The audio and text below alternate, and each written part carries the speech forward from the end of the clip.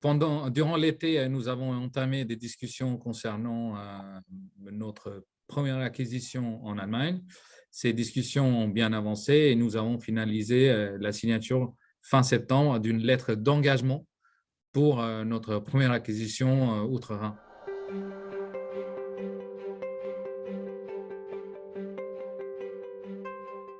Le modèle de sale and leaseback, c'est un modèle simple.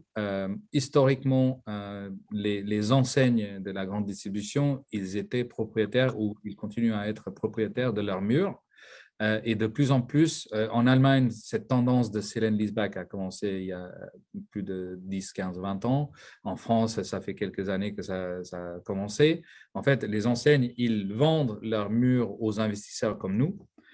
Et en parallèle, ils signent des baux long terme pour garder l'actif, c'est-à-dire ils deviennent locataires dans ces actifs et ils restent pour du long terme.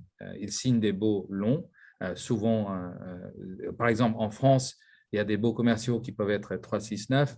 Dans notre secteur, dans la distribution alimentaire, on voit de plus en plus que les acteurs comme Carrefour, Casino, etc., ils sont prêts à signer des baux fermes de 9 ans, 10 ans, voire 12 ans, parce qu'ils veulent sécuriser l'actif et ils veulent être présents pour plusieurs années. Donc, les baux sont renouvelables pour des dizaines d'années et ça permet les locataires de sécuriser l'emplacement et ça permet les investisseurs comme nous d'avoir une visibilité sur nos revenus sur du long terme.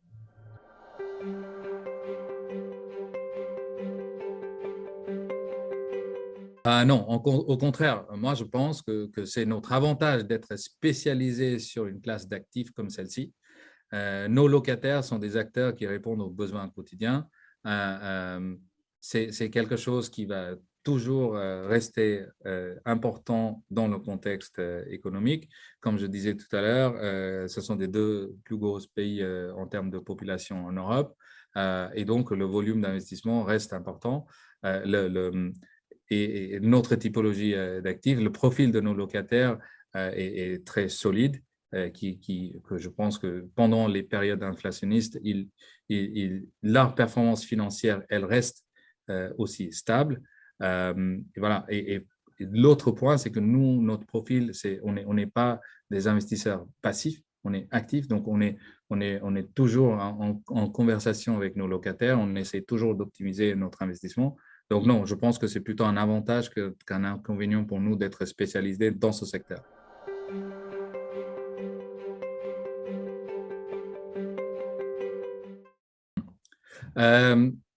Encore une fois, ça peut arriver, mais c'est rare. Dans notre secteur, c'est rare parce que, comme je disais tout à l'heure, nous regardons et nous essayons d'acheter les actifs qui sont vraiment stratégiques pour nos locataires.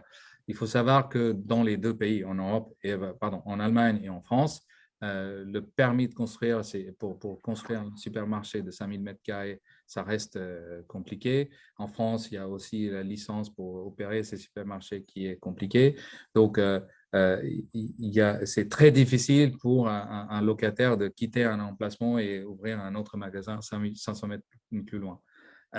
Donc, et en plus, puisque la construction neuve est compliquée, les locataires veulent sécuriser les actifs. Donc, c'est pour ça qu'ils signent des baux fermes et ils gardent la possibilité de renouveler les baux pendant plusieurs fois, pendant plusieurs années. C'est très important pour eux.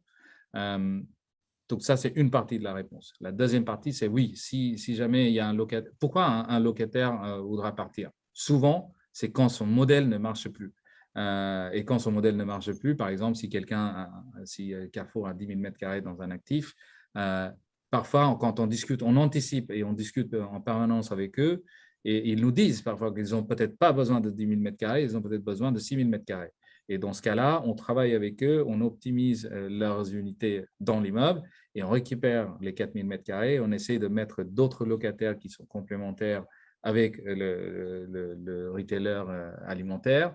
Et ça nous permet, nous, de mieux optimiser notre immeuble, augmenter le loyer au mètre carré de notre immeuble, améliorer l'attractivité pour les consommateurs et ça améliore la stabilité et la performance de notre locataire historique comme Carrefour ou n'importe n'importe quel autre acteur. Donc ça, c'est un travail qu'on fait en permanence. Et tant qu'on arrive à répondre aux besoins de nos locataires, ça peut être rare qu'ils décident vraiment de partir.